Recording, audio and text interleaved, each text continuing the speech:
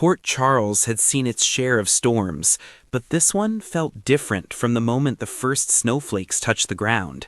The sky darkened early, swallowing the city in a gray hush that pressed against windows and nerves alike. Weather alerts blared across phones and television screens, warning residents to stay indoors. But in Port Charles, trouble never waits for clear skies. The blizzard arrived, fast and unforgiving. Within hours, roads vanished beneath thick sheets of snow, power flickered, streetlights dimmed, and as the wind howled through empty streets, something far more dangerous than the cold began to unfold. Inside a quiet house on the edge of town, a door creaked open. The break-in wasn't loud. It didn't need to be. The storm itself covered every sound, every step, every hurried breath. Drawers were opened. Footsteps moved carefully across hardwood floors. Whoever had entered knew exactly what they were looking for, or who. By the time the alarm finally triggered, it was already too late. Across town, panic ignited. Charlotte was missing. The news spread like wildfire despite the snowstorm slowing everything else. Phones rang non-stop as worried calls bounced from one person to another. Every minute felt heavier than the last, and with each passing second, the temperature dropped even lower. For those who loved Charlotte, fear wasn't just creeping in, it was overwhelming. Search efforts began immediately, but the blizzard turned every plan into chaos. Visibility was near zero. Cars slid helplessly on ice-covered streets.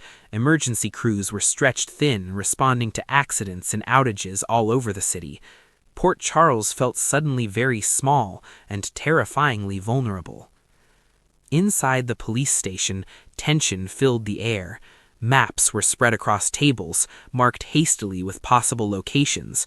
Officers coordinated in clipped voices, knowing that time and weather were working against them. Every lead mattered. Every delay could cost them. Meanwhile, the emotional fallout hit hard. Guilt gnawed at those who wondered what they had missed. A door left unlocked, a moment of distraction, a warning sign brushed aside. In Port Charles, regret always arrives too late. As the storm intensified, so did the desperation. Outside, snow piled higher with every passing hour. Wind screamed through alleyways, erasing footprints almost as soon as they appeared. Any chance of tracking Charlotte's path was disappearing before their eyes. The city was being wiped clean by ice and white silence.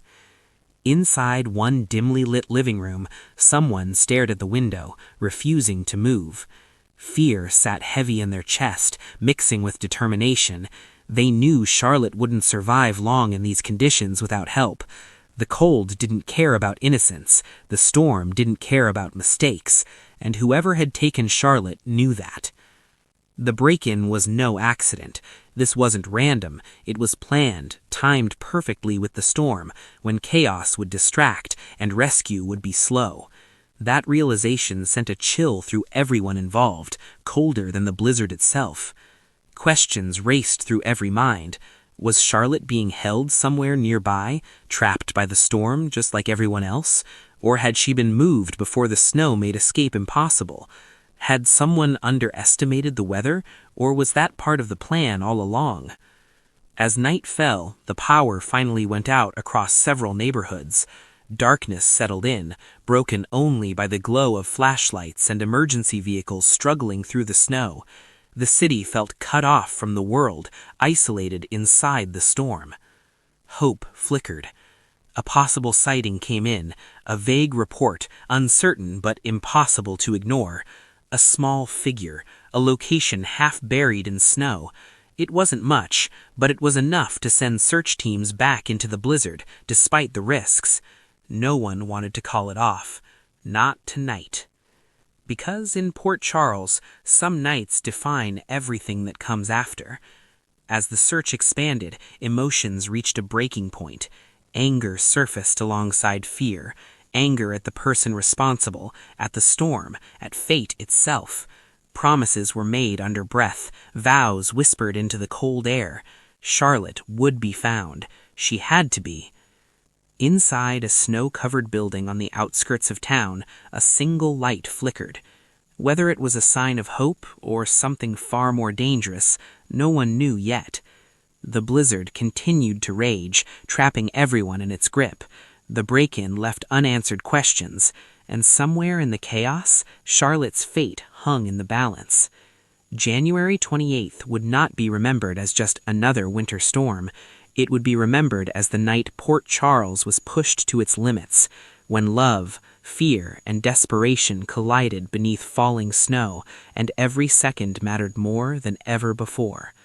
And when the storm finally cleared, nothing would be the same again.